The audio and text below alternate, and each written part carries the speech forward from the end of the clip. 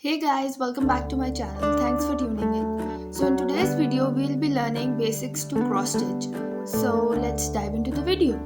So for this, you will need a cross stitch cloth which looks something like this. It looks like a grid with holes in it.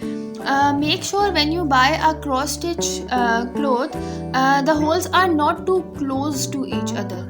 If they'll be very close, very close, then it would be very difficult for you to cross stitch if you are a beginner. So do buy the cloth which looks something like this, or with even wider holes.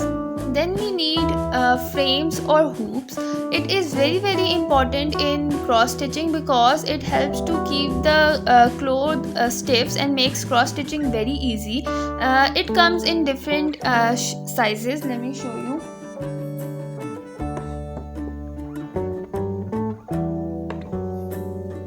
They come in even much bigger size and very small tiny size. If you are a beginner, I will recommend you to buy this size or smaller than this. I don't recommend bigger sizes because it would not be suitable, and you won't be able to have a grip on it.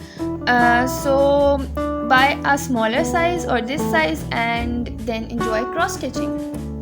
Okay, let's talk about the needle. I'll suggest the needle which I use. This needle has a big eye and a blunt tip. It is not sharp at all.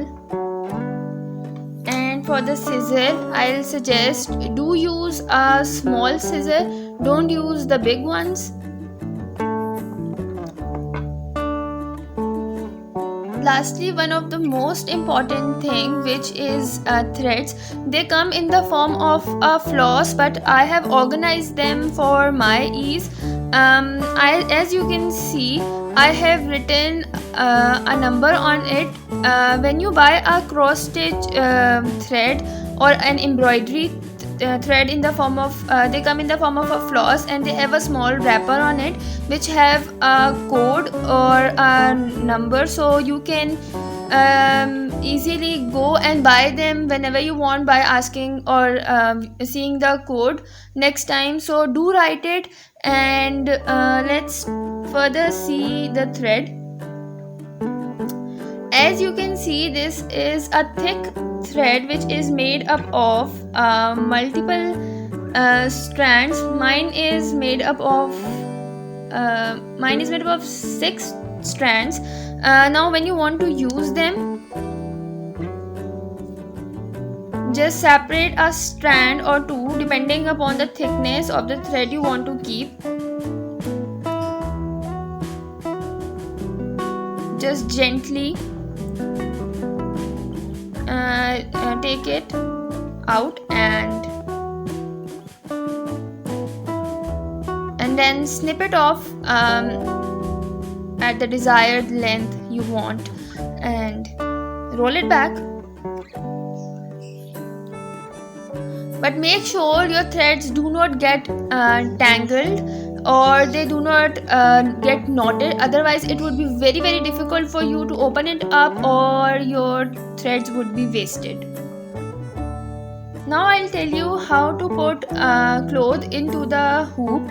As you can see, there is a screw on top, so unscrew it, and if it is too tight, use a screwdriver. It gets into 2 parts. We have to put the inner part or the inner hoop or the smaller one under the cloth. Make sure you have enough cloth on the sides. Now unscrew it even further. Now place the hoop on the top.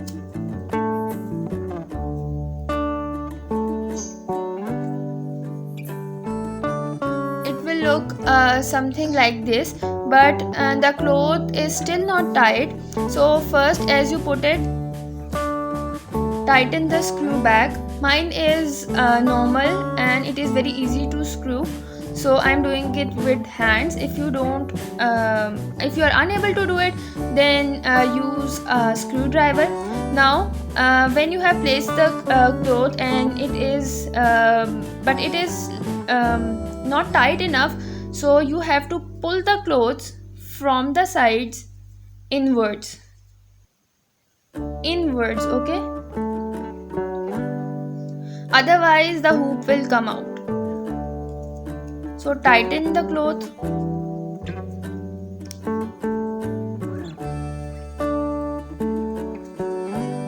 So I'm pulling it in. It is a bit stiff. So this is how you put the cloth or tighten the cloth into the frame or hoop. So now I'll tell you how to cross stitch, the basic stitch of cross stitching. So for this you need to put the thread in the needle. Take the needle, bring it out of a hole from under. Now as you can see, this makes a square. You have to cross it diagonally from this hole to make it a cross. Now you have to bring this from this hole or from this hole out and cross it diagonally to make it a cross. As the name represents cross stitching, in this technique we make cross and make our design. So now if you want to continue it, you have to bring this out from this hole adjacent to this one. Bring this out, cross it. If you will bring out the thread from the same hole, then it will not complete the stitch and it will ultimately be out of it and you won't be able to complete the stitch. So cross it again. As you can see, I have made the stitches, but the part or the portion of the stitch which is up is same in both the stitches. So make sure to make a beautiful and even design. In my case, this strand is up, so in my next stitch it is up and I'll continue this. One more thing, if you want to make cross stitches, multiple stitches, and if you don't want to do it in this way, just follow this technique. This is much easy. Take out the cross, the thread, cross it, okay. Now don't complete it, take out from under as we did before. Don't cross it here. Instead, bring to the cross from the other hole because we want to make multiple stitches. Now bring it out. Let's suppose I want only 2 stitches, so I have done the diagonal cut. Now I'll cross it back to complete my stitch.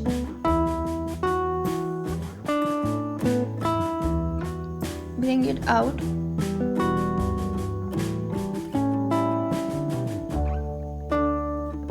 And complete it. You can do with both the ways the style you prefer and do cross stitching. Now let's suppose my thread is finished and I want to just secure it. Mine is actually finished, so I'll cross it from under 2 to 3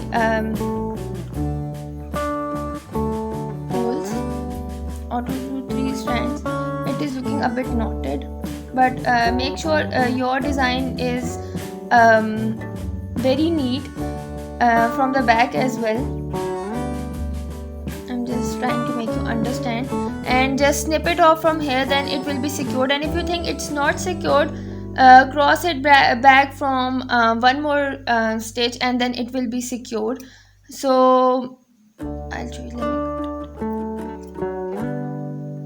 This is the strand, let it be there and it will be secured. Just experiment it and follow the technique. When you will do it by yourself, then you will understand how to perfectly cross stitch. So this is it for the video. I hope you like it. Don't forget to like, comment, share and subscribe, and hit the bell icon. I'll be making more videos about cross stitching, and in the next video I'll be teaching you how to read the pattern for cross stitching. So stay tuned and thanks for watching.